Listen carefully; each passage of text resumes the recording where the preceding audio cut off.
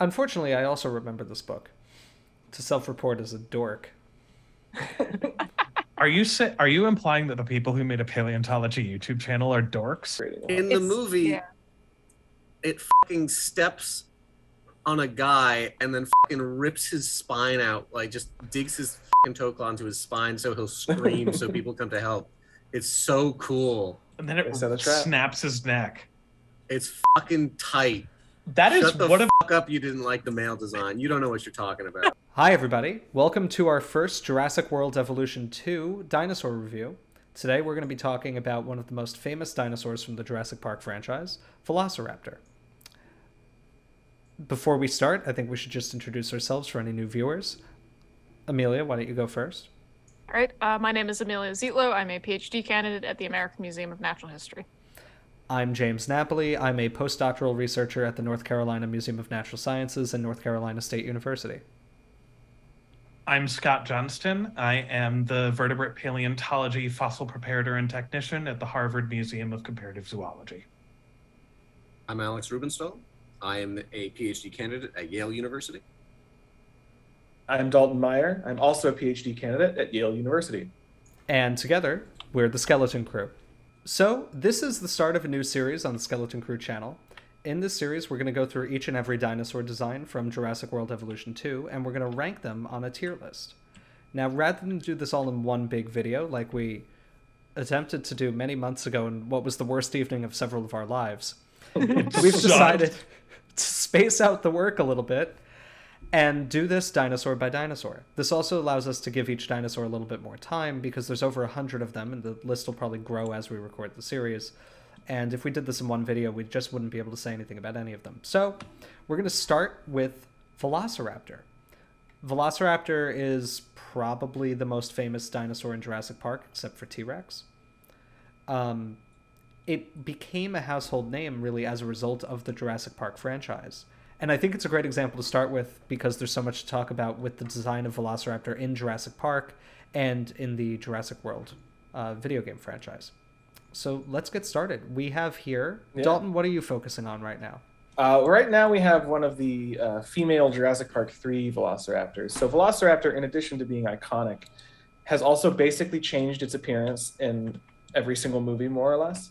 And because of that, there are, I believe, 7 or 9 film skins, as well as all of the base skins that are in this game.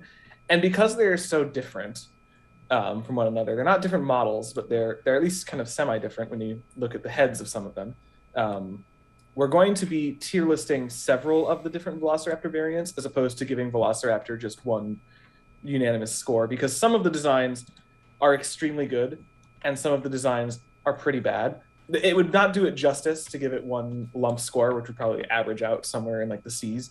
So instead we have, right now what I've got is I've got one of every film skin variant, except for, I didn't make all of the Jurassic World ones. I just made Blue, because Blue is the most iconic. We could find her. Yeah, so we just have Blue. And then we also have cooking a couple just random batches of the base Frontier skins. Here's batch number 1. Oh, actually, that's pretty cool, that one that just came out. Oh, no. I don't dislike that one. Would you say you quite like it? Those are kind of cool. He said the thing! Dalton, say the line. I quite like this. So the base Velociraptor skin, this actually is kind of a good, it's just like almost all black, dark, like gray. Oh, it's got some blue-ish things. I think it's fine. Wait, that's first person, but it's much too big. Oh, no. You're right. Now we have to comment about... Yeah, it's based on Deinonychus. Yeah. Right. A lot of people, there's like a rumor going around that it's based on Utahraptor, which is complete dog shit. Well, that's It's impossible. Yeah. Because Utahraptor was discovered after the first Jurassic Park movie came out, which itself came out several years after the book. Yes. Well, no, I think Utahraptor was discovered during the production of Jurassic Park. I think toward the end, but it wasn't after the movie came out. I thought it was published after the movie came out. Published after, published I think it was after. found during. Yeah, because there was a lot of buzz in the paleo community when they found it, that they had like found the giant raptor that they were making in Jurassic Park. But yeah, no, I mean, it was published after the movie came out, for sure. It's based on Gregory S. Paul's very interesting synonymization of Deinonychus and Velociraptor, which is based on nothing. Well, it Yeah, wasn't even a walked back. synonymization. It was just right, lumping yeah. the genera. Like the species Which he were has still walked distinct. back. Right. Yeah, so for those that are aware, synonymization is when you say that two species are actually the same species, and you say that one name doesn't get used anymore. And that's not really what Greg Paul did in his taxonomy. He just said, I think Deinonychus is actually the same genus as Velociraptor, but the species Deinonychus anteropus is different than the species Velociraptor mongoliensis. So the species names stayed distinct. But even as Dalton was about to say, I'm sorry to cut you off. You can go ahead. It's okay. Yeah, he's walked back that opinion subsequently. So that was something that he published that in a very famous book that he wrote that's very good, called Predatory Dinosaurs of the World. And that book heavily inspired Michael Crichton when he was writing Jurassic Park. And in part, that's why Velociraptor features in the book, is because it's talked about in Predatory Dinosaurs of the World. But Deinonychus is a much more impressive animal than Velociraptor, at least in terms of ability to kill a grown human.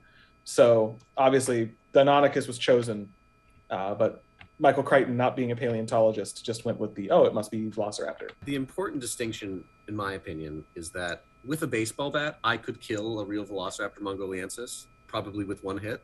Easily. They're small. They're basically birds with teeth, and they're full of air sacs, which we've discussed in other videos. But hitting one is like hitting a balloon filled with spaghetti. And then Deinonychus, I could not kill with a baseball bat. It would do me much harm, and I would surely perish. I think if you got the first hit, it would be okay. I mean, its ribs are not very robust. I'm not going to take my chances. That's a big one. You could kick a Velociraptor to death. You don't even need the baseball bat. Like, if it jumps at you and you kind of do a little, like, you push your foot out a little bit, it's going to impale itself on its own ribs on your foot. They can't be that strong. They get killed by sand. I can take sand. We have at the AMNH in the collections, there's an entire articulated or altogether Velociraptor, and it's very small. It's like, would you say maybe turkey-sized at best? It's like a big turkey. It barely comes up to your knee. It's very cute, but yeah. It's also worth discussing that despite its like popularity, Velociraptor is not only like small and weird, and obviously it's all feathered. People watching this probably know that, but it was also much less influential in the like history of paleontology than Deinonychus. Deinonychus was important, at least initially, in figuring out the dinosaur-bird connection. Velociraptor helped later on when better specimens were pulled out of the Gobi, and we got their sternums and what looks like attachment points for feathers on the arm of a specimen referred to Velociraptor and stuff like that. But it's less cool than Deinonychus. Well, yeah, I mean, I'm working on it. I wouldn't only say Deinonychus was important. Like, Deinonychus was it's the reason we all have jobs, really. Yeah. I mean, dinosaur paleontology didn't exist as its own field in most of the mid-20th century. After, I'd say, maybe the 20s, there weren't really specialized dinosaur paleontologists for a long time. There were general vertebrate paleontologists who would talk about dinosaurs basically if they found one. Right.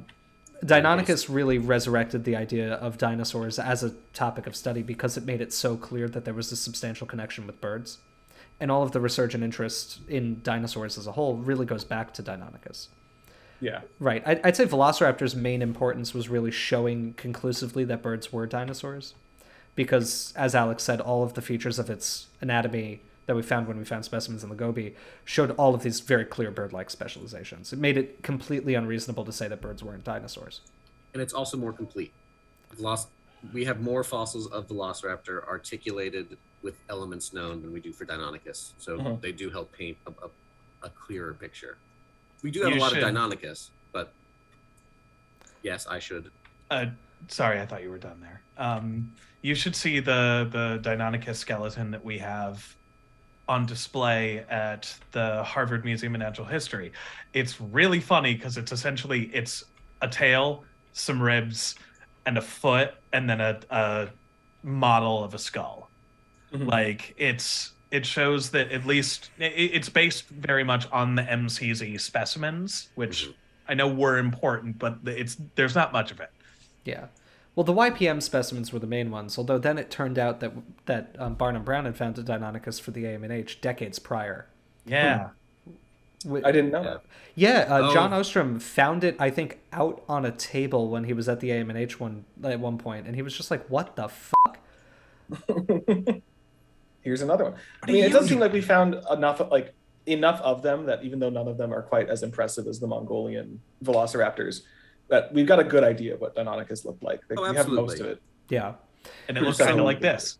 Some bits of the skull that are missing, but overall it's pretty good. I do think it's worth noting that the design of Velociraptor in Jurassic Park is really, in many respects, a dead ringer for Greg Paul's reconstruction of what Deinonychus looked like. There are some modifications that have been made to that in recent years, but it's really Deinonychus.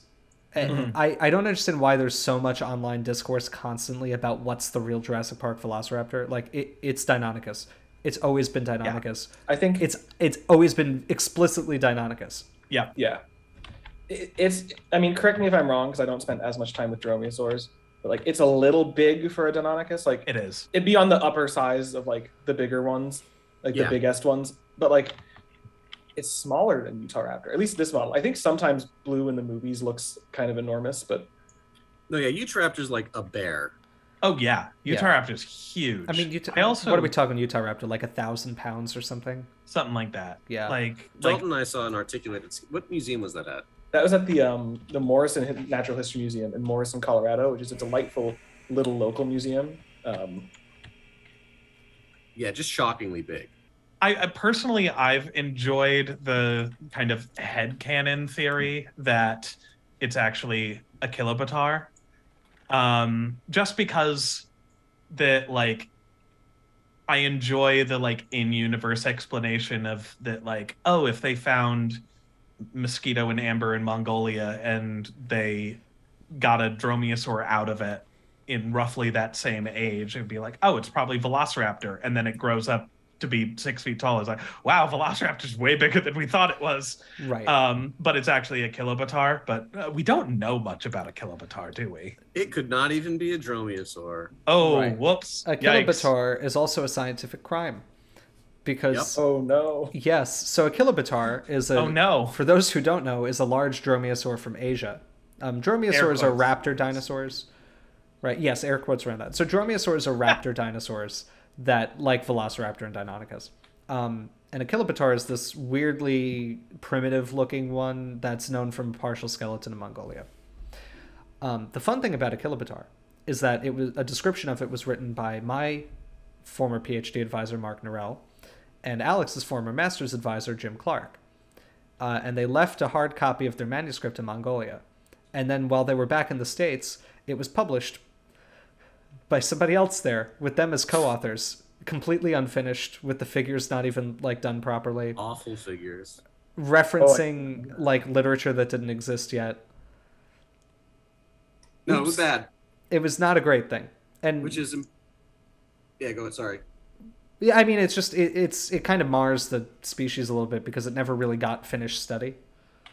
It's unfortunate because it's such a weird. There are some features of its skeleton that are sussy, we'll say, or just if it's a dromaeosaur, incredibly interesting. Like the fact that it has like vertebrae with twin pleurocoels, which are the openings for the reception of the tissue of the air sacs, which is something we see in therizinosaurs and ceratosaurs and Silurus. So it's got really interesting. And the pubic bone, which in dromaeosaurs, like one of Velociraptor's main contributions to the discussion of bird origins, is that its pubic bone points backwards, like a bird. In most theropod dinosaurs, it points forward or down, and in Achillobator, it points forward, or maybe it points straight down. I can't remember, but it doesn't point backward. Like a bird. Beyond. I walk back my Achillobator comment then. No, it's a cool headcanon if Achillobator is a real dromaeosaur. Yes. It could be. It could be. I mean, the maxilla doesn't look non-dromaeosaur. Yeah. Mm-hmm. So we've got some bones of the skull that look like they're dromaeosaur bones, but it might be a chimera. Who knows? They were apparently found together, though. It might just be a real weird one. We need more specimens to know. These animals are found in the Gobi Desert in Mongolia. That's the only place we've ever found Velociraptor fossils, really. There have been teeth found in Russia and China that people have said are Velociraptor, but dromaeosaur teeth are pretty standard shaped, so they could be from anything. There are a couple specimens that used to be considered Velociraptor that came from northern China, but I don't think that's considered Velociraptor anymore. So all Velociraptor specimens we know about come from Mongolia.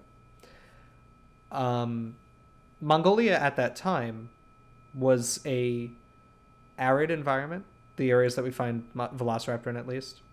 It's found in what's called the Jadakta Formation, which is a layer of rock that were deposited in these very arid environments. Most of the rock that preserves fossils are actually just collapsed sand dunes. So they're what we call aeolian dune deposits. They're sand that's being transported by wind and forming these unstable sand dunes that occasionally, probably due to like rain accumulation from liquefaction, are collapsing on top of animals and burying them alive. So there's a pretty hard cap at the size of an animal you can bury in a sand dune. Velociraptors within that size range, and so we get a bunch of full skeletons because the whole animal gets buried at the same time. So we've intentionally portrayed it in an arid environment here to try to mimic the kind of environment we think it really would have lived in, one that's got some sand dunes rolling around, there's moisture and an oasis in the background. There are some plants present, there were herbivores in the ecosystem, so there had to have been plants. And in the background you'll see these large red cliffs, and that is a subtle nod to the rock or to the specific locality where we found the first fossil of Velociraptor in the 1920s, which is called the Flaming Cliffs, or Bain Zak in Mongolian. So I think before we go too much further, I mean, we've discussed the identity of Velociraptor. We're in the deep dromaeosaur lore. Before we go too deep into dromaeosaur lore, and it was mentioned briefly, and I think it bears bringing up, and this will set a good ground. This will ground us for the future videos in the tier list that involve dinosaurs that should have feathers. Which is that we mentioned it offhand, but Velociraptor in real life had feathers. So did Deinonychus. So did every dromaeosaur. They were all feathered animals, to the best of our knowledge. If they didn't have them, it was because they lost them, and that'd be a very weird thing to lose all the feathers totally. Not that it couldn't happen, but it's very unlikely. They would be exceptions to the rule. I'm going to say, based on the fact that there's not a single bird today that doesn't have some kind of feather, none of them lost all of their feathers. Yeah, I think it's a pretty safe. I'll stake my reputation on that claim. Behold a man. These obviously don't have feathers. Now, you give some leeway to that because this reconstruction is based off a reconstruction that was made in 1993. There was some idea that these things had feathers, and it was certainly tossed around, but it wasn't confirmed. And I believe I've heard apocryphally that they may have toyed with the idea of putting feathers on them in Jurassic Park, and that the technology just didn't really work. It looked really bad. That could be totally made up, but I think I've heard that. it was true. It was actually two things simultaneously. They had Michael Crichton was aware that dinosaurs were probably feathered. In fact, it's a detail that's often overlooked, but in the second Jurassic Park book, he says explicitly that the baby T-Rex has feathers, which is very cute. Speaking of cute. Yeah, speaking of cute. Yeah, no, that's cool. But also but they wrong if the adults aren't.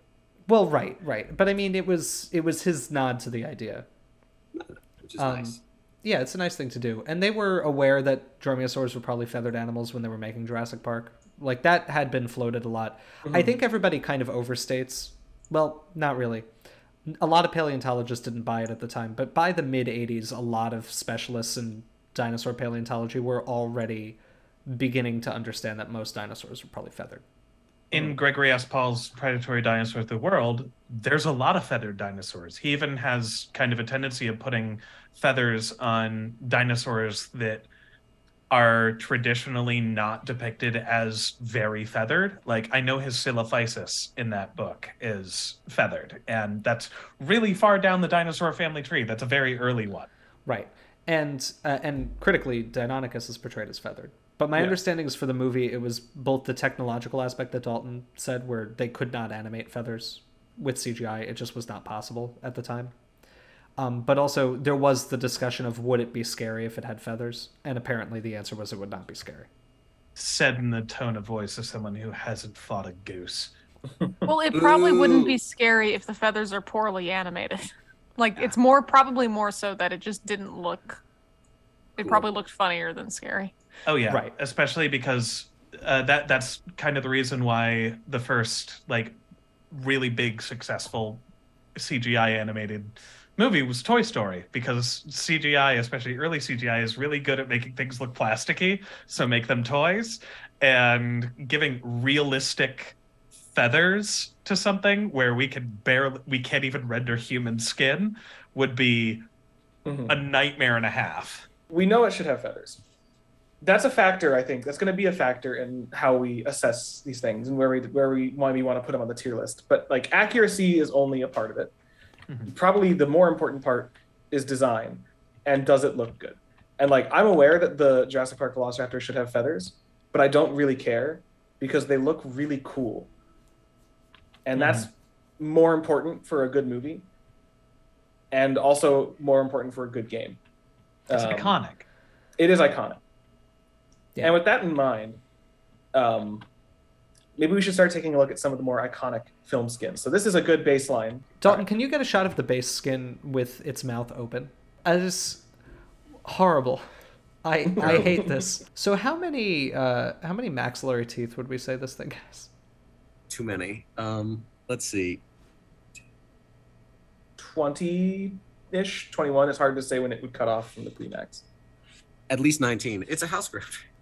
Oh god. So this has way too many teeth in its jaws. So the upper jaw of Velociraptor, the upper jaw of most meat-eating dinosaurs has 4 teeth in the premaxillary bone that is at the front of the jaw. It's a small bone that makes like just the tip of the snout, really. And then in the maxilla, which is the main bone in the upper jaw, the holotype of Velociraptor actually has 10 teeth in the maxilla. So it only means there's 14 teeth in the upper jaw. And it looks like here there's probably, in the upper jaw 20, total? 25 21. teeth? In the whole upper jaw, or is only the maxilla? In the whole upper jaw, there's 20 to 21, maybe 22. Both sides, right? No, right on each side. Just on on each side, not 20 on in the each whole side. mouth. Okay. On each side. Right, so Velociraptor, the real one, should have a total of 28 teeth on both sides. And the model has almost that many on one side. The teeth also end pretty far forward in the jaw, right? They only go back to... So there's kind of a depression that you can see. Don't know. I'll go back. I'm going to use my mouse because I can't show the mouse in first person view. Can you get the anterorbital fossa? Just rotate it a little bit because you're currently cut off by the face cam. Maybe the other side? No, it's in the shadow. Great. This is as best as we can do. That's fine. So like right around there. Yeah, exactly. Like that's where you start to see the teeth taper off. And the posterior most teeth, the ones in the back, are like really, really small. Here the tooth is going like posterior to the eye socket. Yeah, they're behind the eyes. They pretty much would have kind of cut off right before where the eye is. Right in front of that. And as I've looked at in some in older models in the movies and stuff, that's where they have cut off previously. Yep. Again, I think as Dalton, maybe if you want to keep going to find one of the movie designs, that's I'll all find Blue. Yeah, find Blue. I think it's worth I think it bears repeating that the designs in Jurassic Park in the first movie were unusually well informed by science. To a degree that I don't think any dinosaur movie before or since ever really did.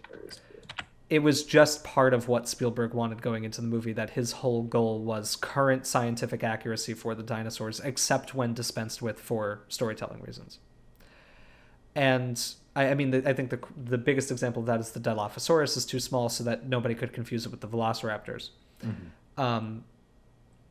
But it's a degree of accuracy that most movies don't ever do.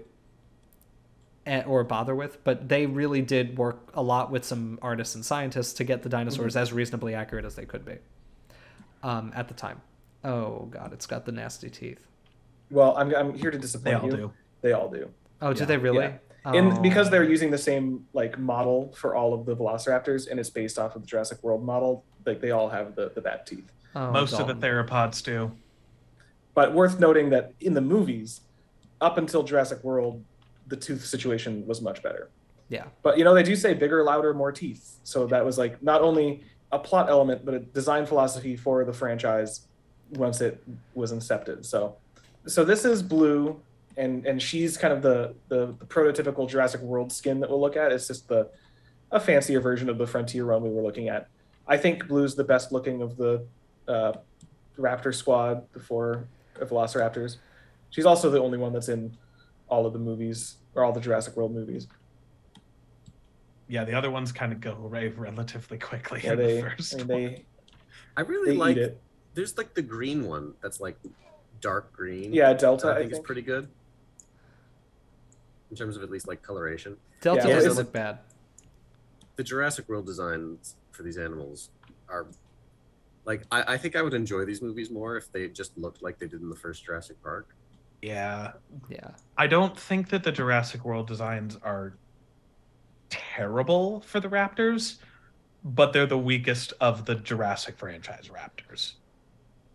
I agree. And I don't like the weird pebbly skin on the back of their head. Yeah, they've got like these like warty scales that I don't love. I guess Ceratopsian. Yeah, and I like Blue's color scheme. I mean, I have my own qualms with the fact that the colors change basically every movie, but you know, I just have to make my peace with that. But I think Blue's pretty. Yeah, now Amelia, this is somewhere where you could actually come in, because apparently Blue's color scheme is based on a black-throated monitor. Oh. Yes. Oh. Hold on, I'm looking at. I think I want to make sure I'm thinking of the right lizard. You could have Really? said It, it's it, based on no Varanus. in the You'd be right. in the like Yes. canon material online, I Yes. think they say that that Blue has black-throated monitor DNA. Yes, she does. Yeah, I mean, it's not a perfect match. It's basically they have a line that runs down from their eye, but it's black. Hence the name. Not blue. Something else I don't love about the Velociraptors in the Jurassic World franchise is like they turn them into dogs. Yeah. And like I get it in the first one a little bit. He's the trainer. There's like they've used him for the military, but he, like I don't know, Blue becoming like a hero is silly, and I like that the Velociraptors were scary monsters Yeah. that tried to kill everyone. Also, dromaeosaurs Yeah. are probably not that smart. But moving, so let's look at all the like film skins now, starting at the first and working our way through. We have Jurassic Park, 1993, which is an Amazing. excellent skin. That's so pretty. Classic, iconic. I love the subtle patterning on it. Mhm. Yeah. Mm-hmm.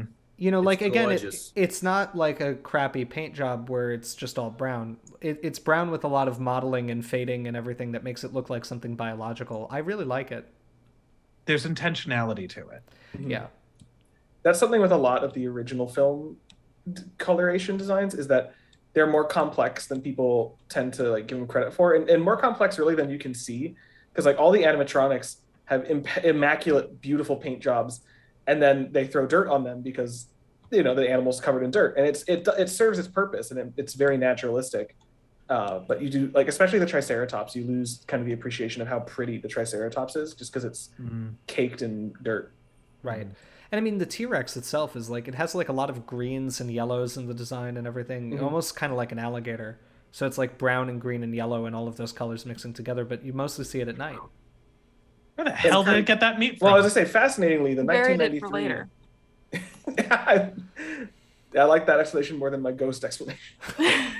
That's kind of what's nice about the game, is that like you can actually look at some of these skins that they made for these animals in the film, and they're Mhm. you're like, oh damn, I didn't even realize. Like when I think about the first Jurassic Park Velociraptor, for whatever reason, I'm like, it's gray, I think. It's because of the lighting in the movie. I was thinking about that too. Like it's a dark movie, and the raptor Yeah. scenes are almost all inside. Mm. Huh. So you're saying that you could have a very nice design on an animal, but if you're doing a suspenseful horror film, it doesn't really matter what color it is.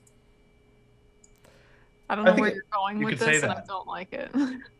I Yeah, don't know but that I you would are. say that, but I would say that if you can't tell that there's intention behind the design, it doesn't mean that there isn't. Mhm. Right. I think it also means that maybe the 2.5-minute long trailer for 65 that has every animal at night is not the best barometer for whether the designs are good or not. Yeah. No, that can't be it. No.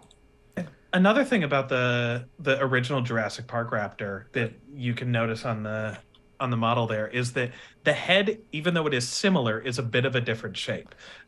One of the things I don't really like about the Jurassic World design is that it is so boxy. It literally just looks like it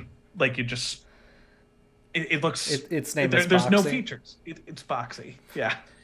Call me an early 2000s internet celebrity, because it's boxy. Oh my god. What? That's a I'll tell you deep when cut you're reference. But like, there's a bit more. The skull on the 93 Raptor looks more organic. It looks more biological. Yeah. Minus the teeth again. Yeah, It looks more bricked up. Right. Should we go to the next? To the Lost World, Lost Lost World. which I Let's go personally try think that is the best design. Yeah, I spoiler, personally I'm in think that agreement. you're wrong, but that's okay. I also think you're wrong, but that's okay. Start with the female from the Lost World. Oh God, Which is the worst of the two. there's too It many. is the worst of the two. I didn't not even bad. know there were female designs from the Lost World, like as a It's- separate skin. They're just worse. They're just drab. They're like the tiger stripe, but it's like you just tone the saturation down. Yes. So here's the female Lost World Jurassic Park Velociraptor. I don't know why I had to say the full name of the movie. Yeah, I mean, it's worse than the male, but I kind of like that it's showing the same camouflage pattern but toned down. Mhm. Like, I don't know. They added a lot of sexually dimorphic color designs to the Lost World. And that's something I've always kind of liked. That in Yeah. trying to show them living in a more natural environment, they're showing males and females in the population and never commenting on it. Yeah. Right? Like, there's not a single character who points it out. It's just, the audience will notice. And if they don't, it's okay. They pointed out in the behind the scenes documentary where like the Stan Winston people are very excited to be able to do color variants that are sexually dimorphic. They're like, oh yeah, we're really excited because now in this movie there's a bunch of male dinosaurs and so we can do different colors. But here's the better of the two. I think they do point it out for the T-Rex because they do specifically call one of them the buck, the male, and then I guess imply that the other one's the female. Well, right. I mean, it's not that they don't have Jeff Goldblum being like, look, the male is a brighter color scheme. Okay, And that's a fair. good impression of Jeff Goldblum, by the way. In general, though, I love this design. I don't know why the trend of tiger striping and dromaeosaurs kind of died out. Because Well, That's so much. it's a great color scheme. I have a question of the deep lore. Uh-huh. Okay. Is the color design based on the Eyewitness Dinosaur book? I mean, the color design here is, I think, explicitly based off Jurassic Park, the book, Yes. where they're described as reddish brown with or is tiger it- stripes. Or maybe it was vice versa, because there's I remember a panel from that it's got like a big Giganotosaurus on the front. Yeah. green, and they have what color were Velociraptors? And it's like green, or did they have tiger stripes? Or were I know they, what you're talking about. Same. or even feathered, because they have a bottom one with feathers. Yeah. Skippy time. Unfortunately, I also remember this book. To self-report as a dork. Are you implying that the people who made a paleontology YouTube channel are dorks? The No. book kicks ass. Never. Okay. No, I noticed something when you guys were talking and I was zoning out. I was watching it walk, and every single step it takes on both feet, it taps the claw, which drives me insane because I like that as an isolated thing, but I don't believe that that's something that makes sense for them to be doing as they're walking constantly. We'll play the video. I don't think I've ever noticed. I'll watch. I think it's kind of more just bouncing, like Well, it tendinous shouldn't be- jiggling. Oh, it does a lot of It bounce, does. It's two taps on each one. It's an intentional thing. Look at it. Oh, that's though, as it I walks don't- right into a plant. Yeah. I'd never noticed that before, and now that you've pointed it out, I'm Amelia, sorry. why would you do this? This is awful. Just That's don't look too close. You guys have been That's- talking about Velociraptor for like an hour. what the video's that's the about. point of the video. I know. That's why we're making it. We're supposed to talk about Velociraptor for like an hour, Amelia. Oh, it's gonna That's kill what the you goat. told us to do. Well, No, I know. Well, it's I Oh, suppose. shit! He got the goat. Get his ass. Yes, Amelia? So I've taken us now from the Lost World to Jurassic Park 3. This is the female from Jurassic Park 3. Oh, my goodness. Oh, and then she's going to run this way now. I love the Um, little demon run they do. Yeah, I like the Jurassic Park. I mean, I like both of them. The female's beautiful. The white is really a cool choice. Yeah, I love this color scheme. I personally prefer the male patterning and stuff. I like that it has a little bit of, well, I guess when we pop over to the male, I could talk about exactly how it looks. But I really do like that. We don't see that many white dinosaurs. Like, most of the time they're green, gray, brown, stuff like that. But like a very light gray with that very interesting patterning on it, I think it's just absolutely gorgeous. Yeah. And I like that its eyes are different colors with the male and female as well, because that's... James, cut this if this is wrong, and I'll look it up. But that is something that is actually a sexual dimorphic characteristic in some birds, that males will have a different eye color than females. And it's a really subtle little nod to that. There's a vague birdiness. Right. Yeah, I think it is right.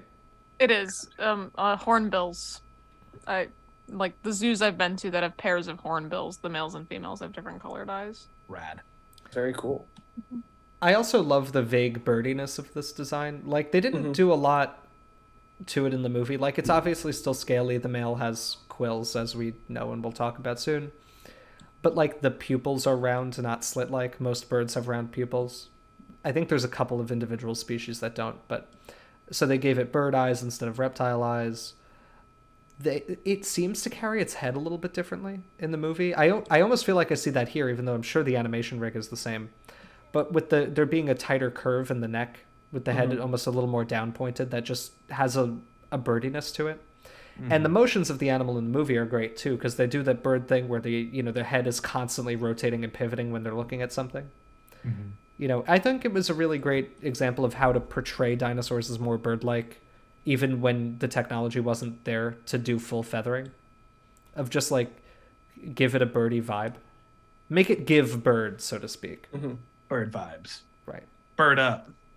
Shall we go to the male? Let's go to the male. My favorite Velociraptor. I went the wrong way. I don't know where it is. We're going to have to pan through a lot of Velociraptors. But we'll get there eventually.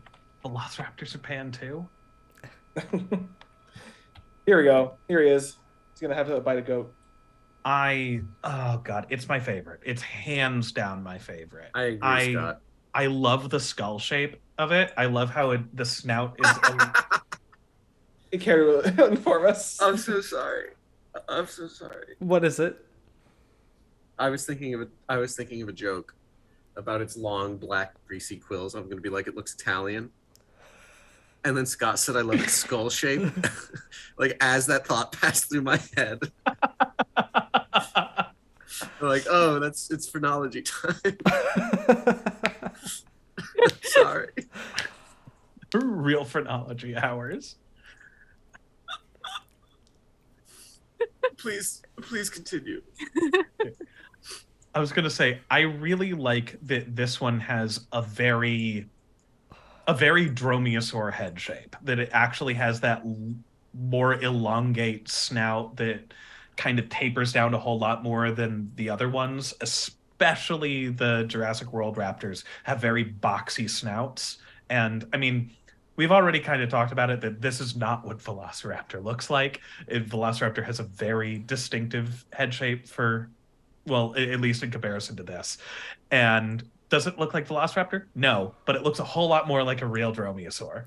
And I love it. It's gorgeous. I love the quills. I love the pattern. It's iconic at 15 out of 10. I love it so much. Well, there's one thing I would say is not looking like a real dromaeosaur, and that's those crests on the side of the snout. Very big. No, not those. Bright red. Now, I think that design element is a misunderstanding of something Greg Paul is drawing in Predatory Dinosaurs of the World, with the way the lacrimal bone, which is right in front of the eye socket, the way it kind of flares as a laterally oriented triangle. It's hard to really describe. If you look at the book, you'd see it. But basically, the roof of the skull in that area, right in front of the eye socket, is formed by this triangular plate of bone that's lying horizontally on the skull roof. And the way he draws it in the living animals in some of the illustrations makes it look like that's some sort of flange coming up in front of the eye socket. I think that's what this design is really kind of going back to. In fact, if you look at the designs year over year, that crest has gotten larger over time. And it's like it seems to be elaborating from the shape that the lacrimal bone of theropods makes in front of the eye socket. And it's kind of, the modelers are just kind of pulling it out into a distinct flange. Yeah, they're pretty big on blue. Yeah. If I can find blue. But some of the, what I found interesting is that some of the like 4 velociraptors, actually, I guess they didn't. They're get not into that blue. big on no, blue. some They're of, not on blue. No, they're not on blue. Some of the Jurassic World raptors have them and some don't. And so it's like a nod to some of them maybe having more in common with the Jurassic Park 3 ones and some having more in common with the first 2 movies. But we've looked at all the designs now. Do we want to go over to the species viewer and put them on a tier list? Let's do it. So this is blue. I think blue is a B, C. I'm thinking C for blue. C I'd say tier C. for me. Yeah. Yeah, I agree. It's It's a downgrade in every way. It's basic. It's not offensive. Yeah. yeah, it is. I think C's fair. It is quite popular. The pattern is shit. nice. The pattern is, I think, the only thing that saves it from being like a D or worse tier for me. Like, it's just the model is such a downgrade in every way, but I do like the color scheme quite a bit. Which Sure. is why I very much like all of the other colorations and stuff on it are way less interesting. Yeah. And they kind of highlight the design flaws, in my opinion. Yes. Right. And know which one I blue in really the hate movies is has good Echo. It's like fun. Echo is bad. I think Echo looks better in the movie than the game. I like Echo Yeah. in the movie, but this is bad. Where's Charlie? Maybe Charlie's the The one I green hate. one. No, Charlie's nice. Oh, Charlie's Charlie I good. like.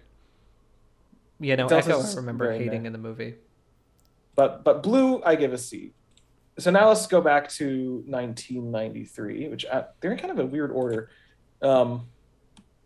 A tier. Absolutely. I love this. Yeah. Classic. And as you said It's- before, iconic. Yeah, Iconic. I think A. I'm happy with A. Absolutely. Yeah, A tier for that. So good. We're gonna lump the sex variants for Lost World and Jurassic Park 3. Here's the female, just so we have a baseline. I think the male's a bit more striking. Yeah. Yeah. S tier for me. This is Yeah. to This me is- an S tier design. This is my favorite. I'm Yeah, going to design. say it's an A tier, only because the best part of this design, I love the tiger stripes, but I think the thing that, like, the sexual dimorphism is just only done more effectively in the next design. I'll explain why I think this is better than Jurassic Park 3 now, and it may be unique to my particular brand of continuity caring about, which is that nerd shit. yes, this seems to me like a natural elaboration and improvement over the design in Jurassic Park. Like, this does not strike me as a different animal than the Jurassic Park Velociraptors, just a slightly different colored one and an improved one. Whereas out of the blue, from fucking nowhere with no explanation, the Jurassic Park 3 Velociraptors look entirely different. And it's a good design, but why are they so different? At least in Jurassic World, the explanation is, oh, it's a new company making them for a completely second time. Whereas suddenly you go back to the same island, and instead of looking like a tiger, it looks like an albino and a really cool evil bird. And I like the designs, but that's why this for me is S, and those are going to be A. Spoiler alert. Well, to that, Dalton, I say somehow Quilliam has returned. And he turned off your light. He cut your power. I agree with Dalton on this. I think the explanation that was given offhand was the raptors have evolved. Yeah. I remember that. hearing that in the marketing when I was 6. Yeah. And I was I like, think that's fucking stupid. They evolved in 2 years to look entirely different. As Do we want to evolution chalk goes. this up to a vote? I think we might have to. What do we? I'm S. S. I say A. It's a good S. design. Okay, I say A, but we're outruled. Fuck, 3 of you said S? Yeah, Whatever. Scott said S. S I for said S. Scott. Scott, you're a class traitor in the All right, revolution. and now I'll spare you. So we've got the 2 Jurassic Park 3s. Let's, I guess, maybe spend a little bit of time with each of them because they're both good for different but complementary reasons. I suppose that they both have very different color schemes. Alex, you make a good point that they highlight the sexual dimorphism aspect better than the Lost World ones. They also have quills, and I want to have sex with one of them. So, Vote in the comments which one you think. Oops. Yeah, which Velociraptor should Alex have the sex answer with might on surprise camera? you. Yeah, here are the quills. I do like the quills. I like the quills. Here's why I'm going to say that this is a B tier design for me. Ooh. Ooh. What? No. Hear me The out. take of a Hear child. me out. No. Hear me out. Hear me out. This is a B tier design for me because people on the internet are now calling it Quillium. Oh, fuck me. I had not even... Can I we had completely forgotten about that. Can we specifically? Yeah, D tier. Can we specifically put Quillium on the D tier and the regular Yes. unnamed movie animal? Yeah, we can I'd be duplicate okay it. with that. Let's everyone vote for Quillium now. Quillium is on D. the D tier. Quillium fails. The otherwise it's S for me because like I'm trying to figure out which hornbills have which color. Like if it's because it's like one at least the hornbills that I'm thinking of, the males and females, one has white eyes and one has red eyes, and I'm wondering if they got it right. Is what I'm getting at here. Because I cannot remember who has Let's find out. what color. I'm specifically thinking about rhinoceros hornbills. Yeah, rhinoceros hornbill eye color. Not change. you Flamingos idiot. also have like red sclera, right? They have something weird going on. I don't think yeah. I've ever looked that close at a flamingo. They got it right. The males have red Yes, eyes, dear. females have white eyes. That's I very cool. believe. I'm gonna double check with another photo here. Let's No, go. they got it right. It is S tier. I know I said I was going to say A tier. I'm comfortable also putting this S tier.